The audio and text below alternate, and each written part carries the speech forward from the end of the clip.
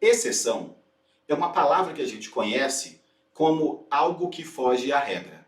E isso é mesmo verdade na língua portuguesa. Mas em direito processual, exceção significa defesa.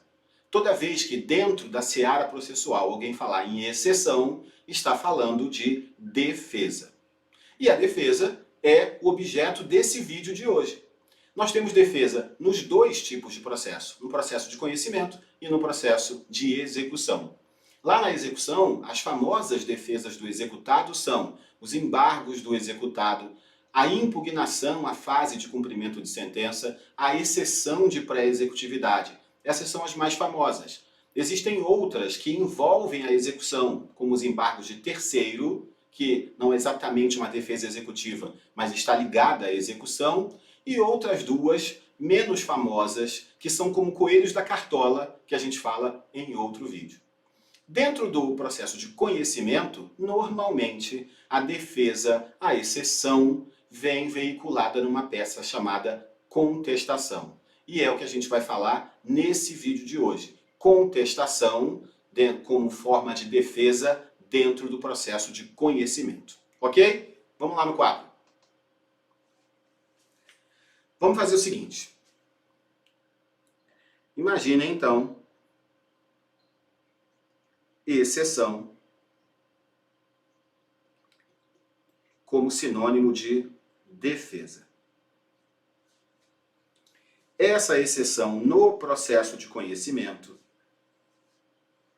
ela pode ser assim dividida. Exceção como defesa que pode ser conhecida de ofício,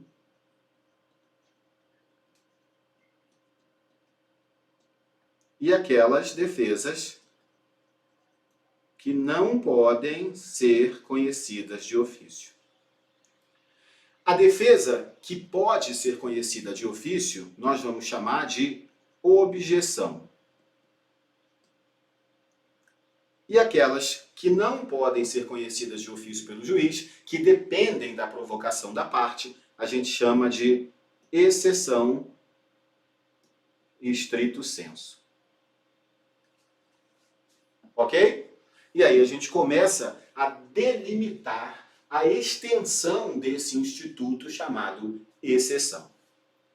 Pois bem, partindo daí, a gente começa então a definir quais são as matérias de defesa que podem ser veiculadas pelo réu na contestação. E aqui eu já deixo claro que a contestação é a peça mais importante do processo pro réu. Porque é nessa peça de contestação que o réu tem que apresentar toda a sua matéria de defesa. Absolutamente toda a matéria de defesa que ele tiver. Vejam, por exemplo, o artigo 335 do CPC. O réu poderá oferecer contestação por petição no prazo de 15 dias, cujo termo inicial será a data. E aí vem o prazo da contestação. 336 é o artigo que diz claramente que a contestação é a peça mais importante do processo para o réu. 336. Incumbe ao réu alegar na contestação toda a matéria de defesa, expondo as razões de fato e de direito com que impugna o direito do autor e especificando as provas que pretende produzir. Portanto, é na contestação que toda a matéria de defesa que o réu tiver deve ser veiculada sob pena de preclusão, sob pena de não poder atuar mais envolvendo essas matérias dentro daquele processo, sob pena de não poder mais usar aquelas matérias de defesa porque elas deveriam ter sido veiculadas na contestação e não foram. Ok? Volta aí no quadro comigo e vejam o seguinte. Dentro da contestação,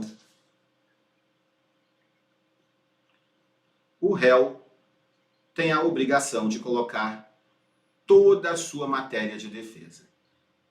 Isso nós chamamos regra da eventualidade, ou regra da concentração das defesas, artigo 336 do CPC, que significa que toda matéria de defesa deve vir veiculada na contestação, sob pena de não poder mais fazer isso em momento posterior. Ok? Muito bem. E aí você pensa, Flecha, então é desespero total. Não usei aquela matéria de defesa na contestação, então acabou o mundo, acabou a terra, não posso fazer mais nada. É isso? Não, não é desesperador. Não estou falando para vocês começarem a dizer assim, Flecha disse que se não colocar a defesa na contestação pode ser depois. Não é isso.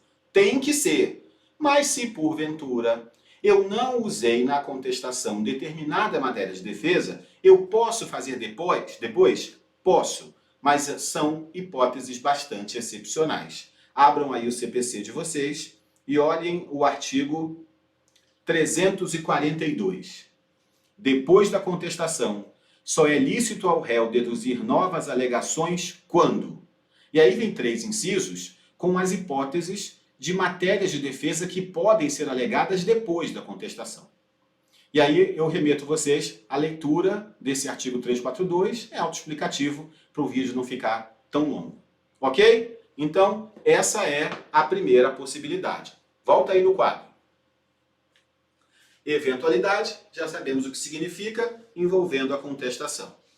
E a segunda regra envolvendo a contestação, tão famosa quanto a primeira, é a regra da impugnação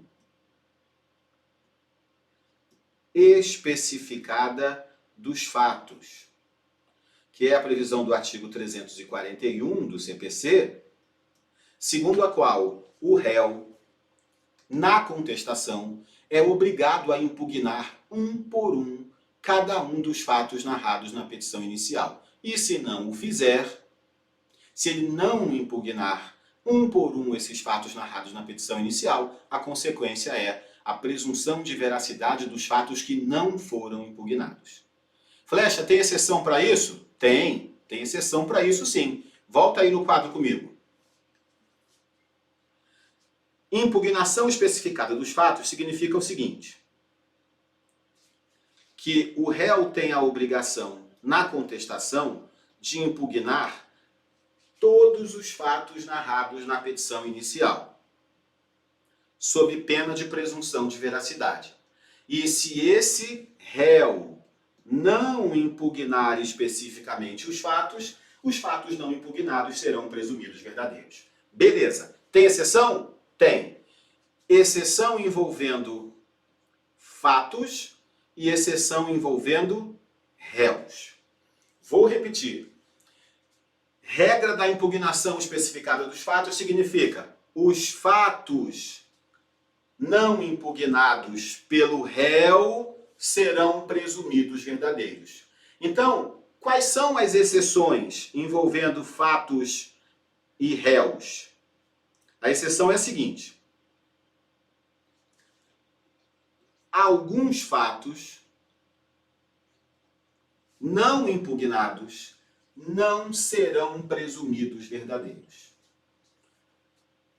E a outra exceção. Alguns réus, mesmo não impugnando os fatos, esses fatos não serão presumidos verdadeiros. Então vejam que eu tenho uma exceção objetiva. Existem fatos que, mesmo não impugnados, não serão presumidos verdadeiros. E uma exceção subjetiva. Ou seja, alguns réus podem deixar de impugnar especificamente os fatos e ainda assim esses fatos não serão presumidos verdadeiros. Isso também eu remeto vocês à leitura do artigo 341, caput e parágrafo, porque ali vocês têm tanto a exceção objetiva quanto a exceção subjetiva. Flecha, por que você não fala agora? Porque aí o vídeo fica extenso demais e o nosso objetivo é falar apenas sobre as espécies de defesa e não sobre essas exceções que envolvem a contestação. A gente fala sobre isso num próximo vídeo. Se vocês quiserem, deixa aí os comentários e a gente fala disso num próximo vídeo, se vocês quiserem. Ok? O que me interessa então agora é saber quais são as espécies de defesa que o réu pode e deve veicular na sua contestação. Ok? Vamos lá no quadro de novo.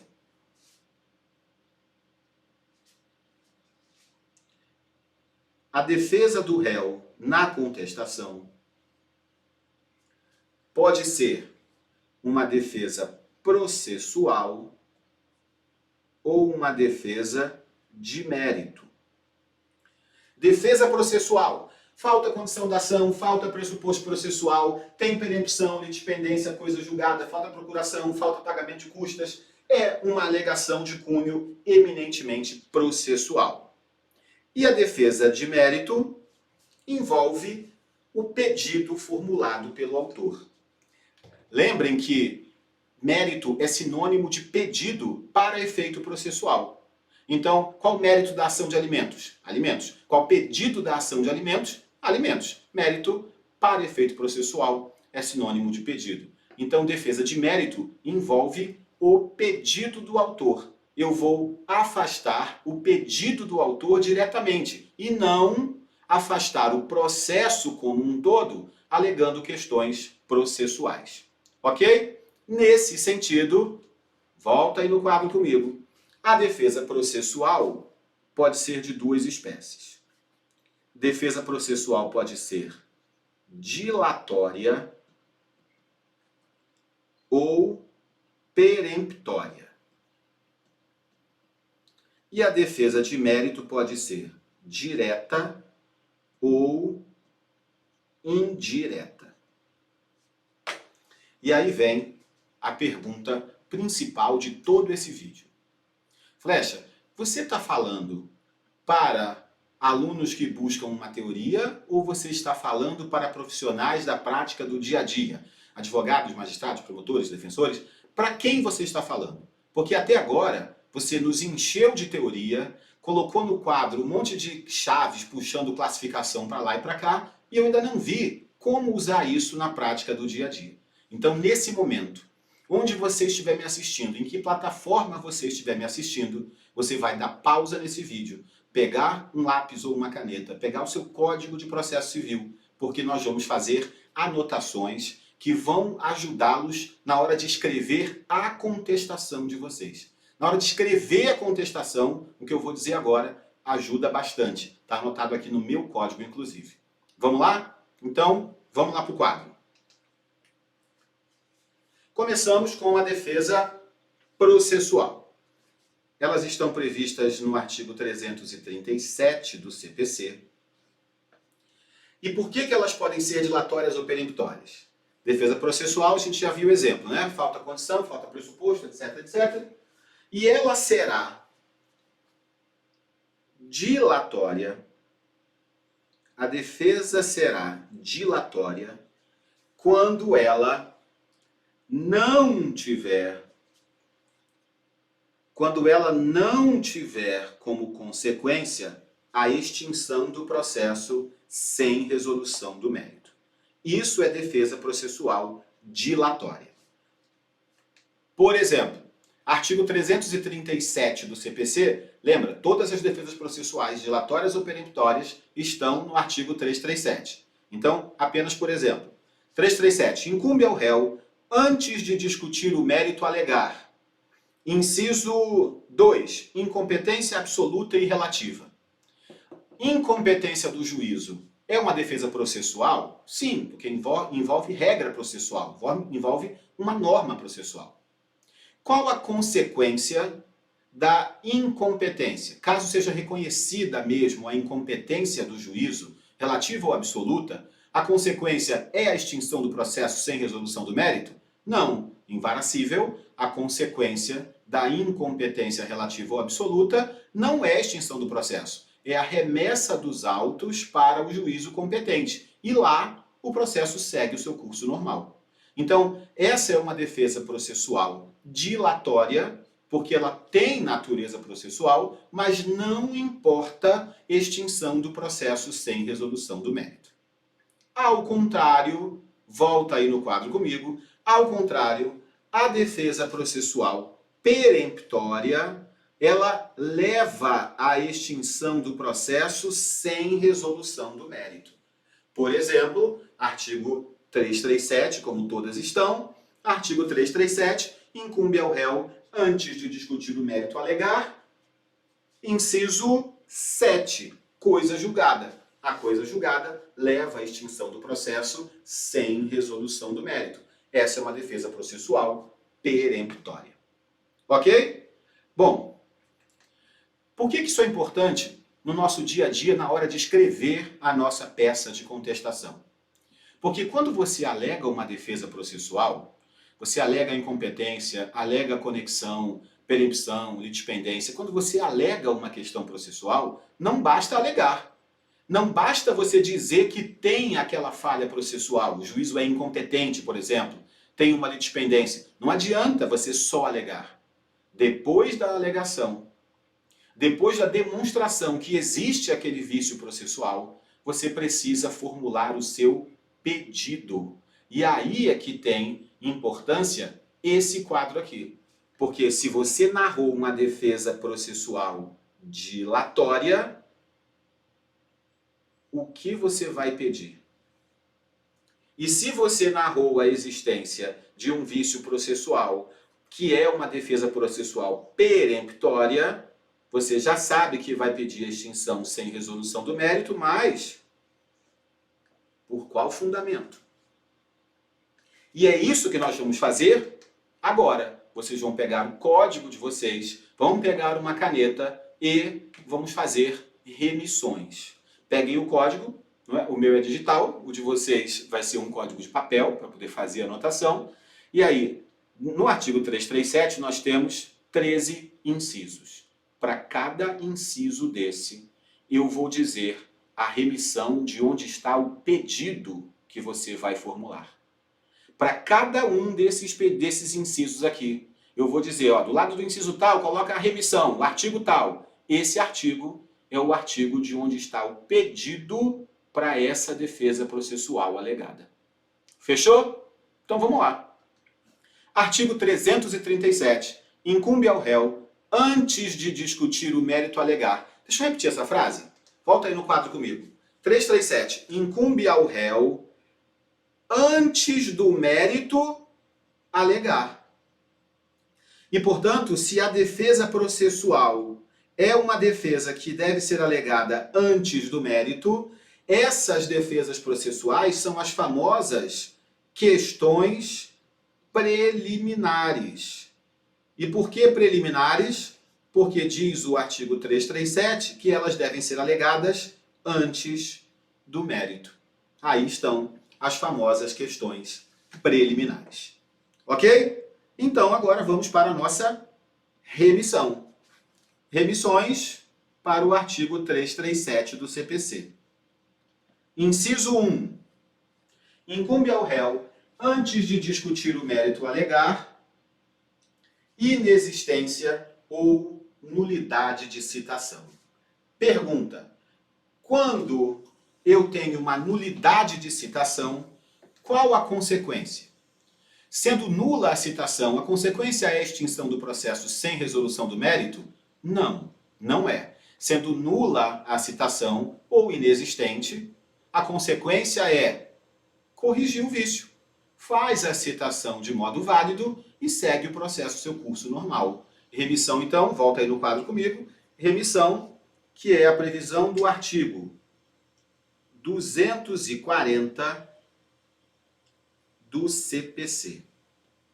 No artigo 240, tem aí a indicação de que, havendo a nulidade de citação, você alega e está resolvido o problema. 240E, parágrafos.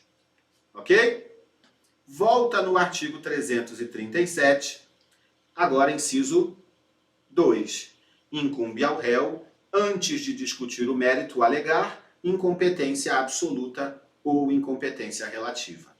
Havendo incompetência do juízo invaracível, senhores, porque no juizado é diferente, mas havendo alegação de incompetência de juízo cível, a consequência é remessa dos autos ao juízo competente. Quando eu falo em juízo cível, eu quero dizer juízo não criminal, tá? Pode ser vara cível, vara criminal, vara de família, vara empresarial, vara de fazenda pública, varas não criminais. Esses são juízos cíveis, tá? Cível é sinônimo de não criminal.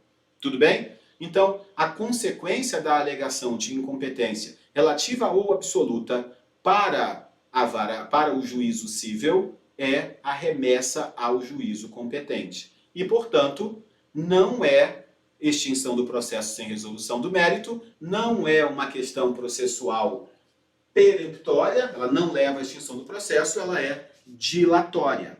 Vejam a previsão do artigo, e essa é a remissão, portanto, ao inciso 2, vejam a previsão do artigo 64. A incompetência absoluta ou relativa será alegada como questão preliminar de contestação. Beleza. Aí você desce para os parágrafos. Parágrafo 3º. Caso a alegação de incompetência seja acolhida, os autos serão remetidos ao juízo competente. Então, se na sua contestação você alegar vício de citação, você já pede para que esse vício seja sanado com o seu comparecimento na própria contestação. Se você alegar na sua contestação incompetência absoluta ou relativa, peça a remessa dos autos ao juízo competente, 64, parágrafo 3º do CPC. Foi? Beleza. Prosseguindo, então, volta lá no artigo 337. Artigo 337. Incumbe ao réu alegar, blá, blá, blá. 3. Incorreção do valor da causa.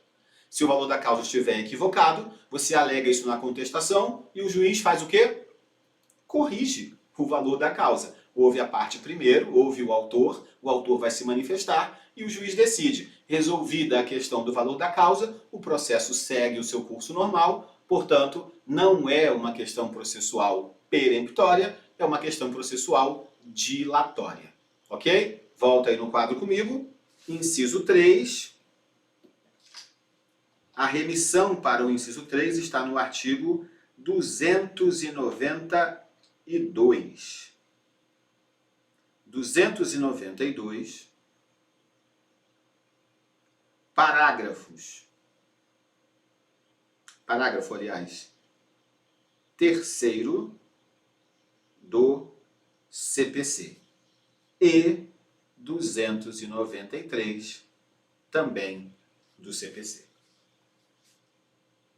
Ok? Volta no artigo 337. Incumbe ao réu, antes de discutir o mérito a alegar, inciso 4, inépcia da petição inicial. Inépcia da inicial leva ao indeferimento da inicial. E indeferimento da inicial leva à extinção do processo sem resolução do mérito. Aí está, portanto, a primeira questão processual peremptória. Quando você alegar inépcia da inicial na sua contestação, peça a extinção do processo sem resolução do mérito. Ok? Vamos lá no quadro. Remissão, então, para o inciso 4.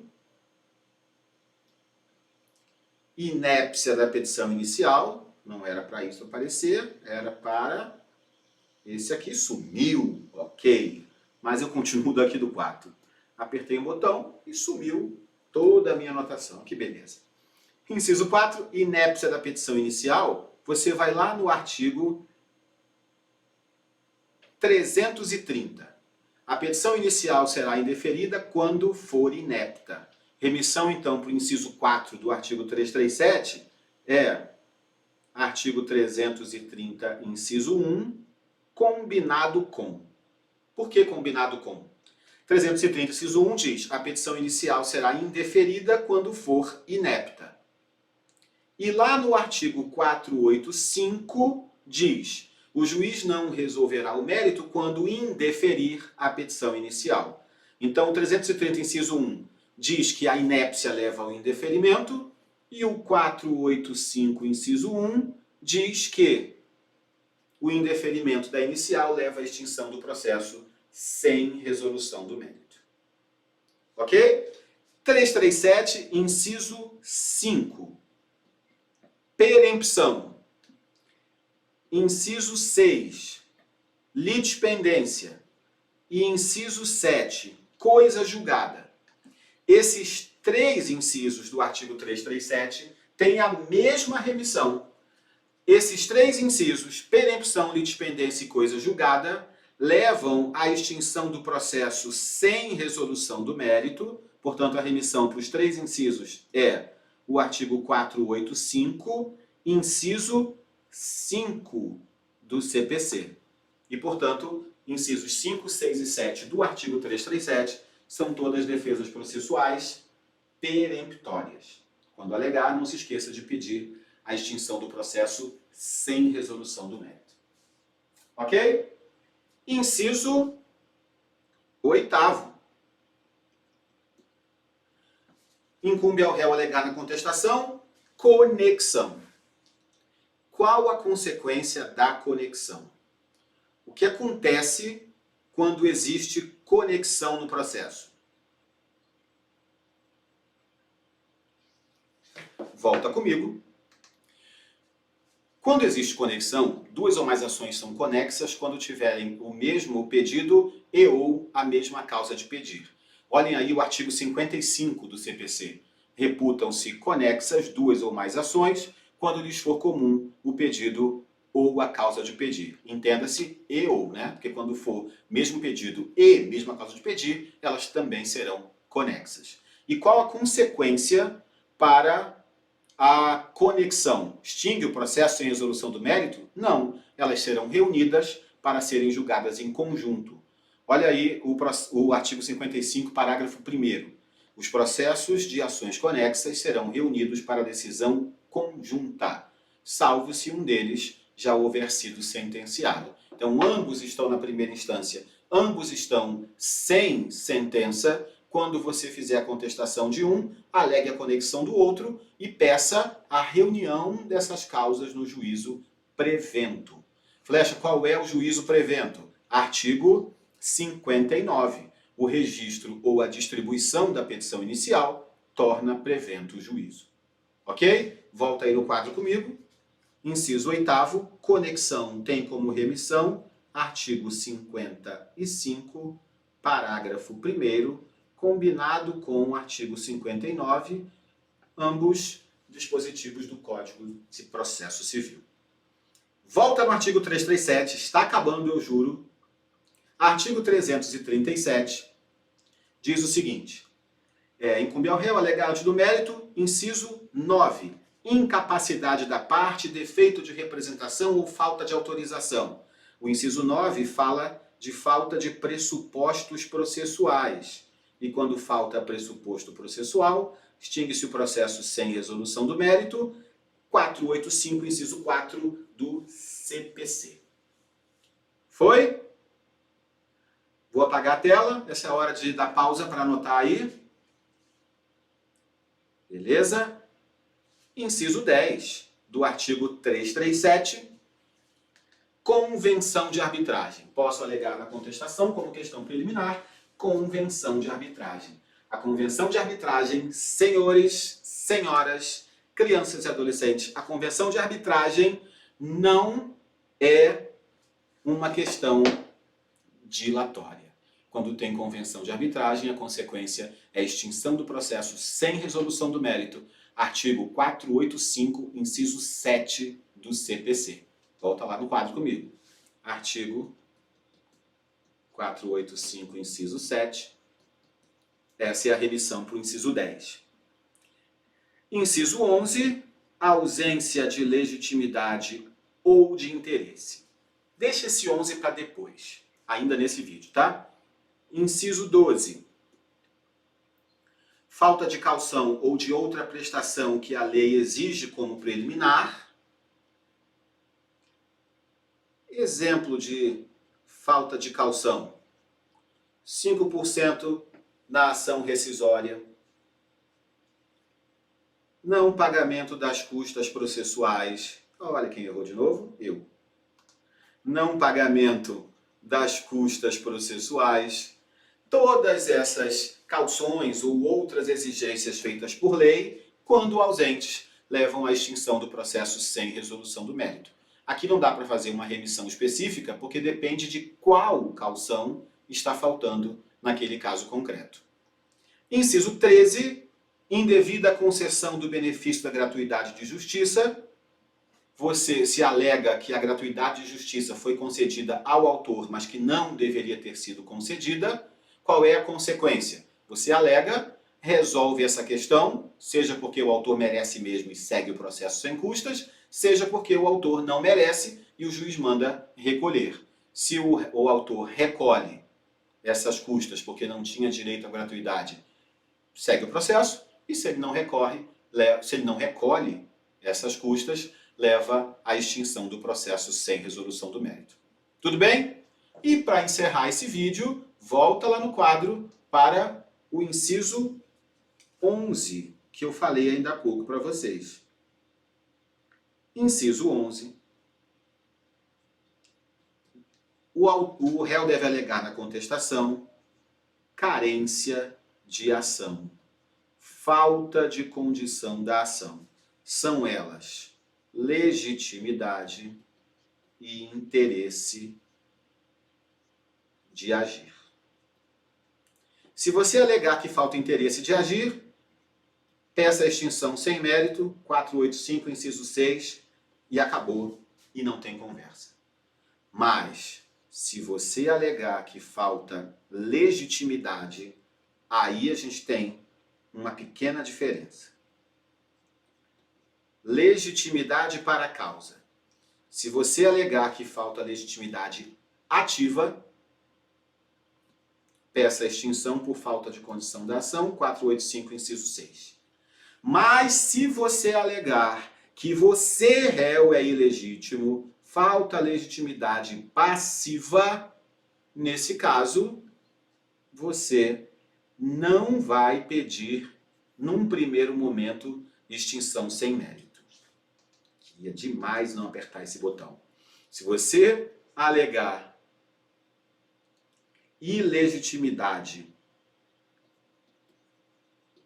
passiva, você não vai alegar primeiro, de cara, extinção sem mérito. Na forma do artigo 338 do CPC, você alega que, e essa é a sua remissão para o inciso 11, tá? Para o inciso 11, você vai fazer a remissão do 485, inciso 6, para falta de interesse de agir e falta de legitimidade ativa, e para falta de legitimidade passiva, você, réu, está dizendo que você mesmo não tem legitimidade para essa causa, remissão artigo 338, você diz, não sou eu não tenho legitimidade para essa causa. Ouve aí o autor, senhor juiz, para que ele diga se quer prosseguir o processo comigo ou se ele quer me substituir pelo réu que tem a legitimidade para funcionar nesse processo. Se o autor disser, não, é o Flecha mesmo que é réu, ele vai continuar aí, e eu não tiver legitimidade, extingue sem resolução do mérito. Se eu tiver legitimidade, segue para julgar o mérito.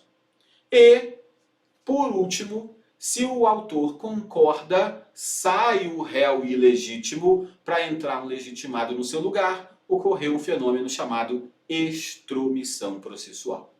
Tudo bem? O vídeo ficou um pouco longo, mas me dei só mais um minutinho, porque tem mais uma questão para tratar. Vamos lá no quadro. Essa parte é bem rápida.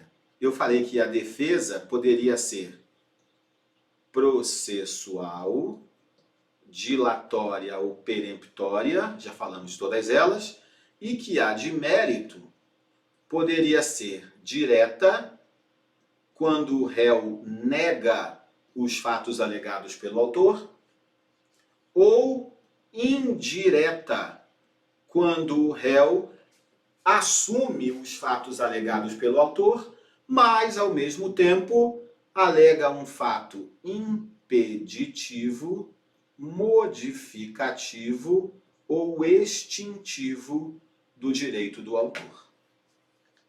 Ok? E aí estão todas as matérias de defesa, as espécies de defesa que podem ser alegadas numa contestação. Eu espero que tenha ajudado vocês e a gente se encontra num próximo vídeo. Tchau, tchau!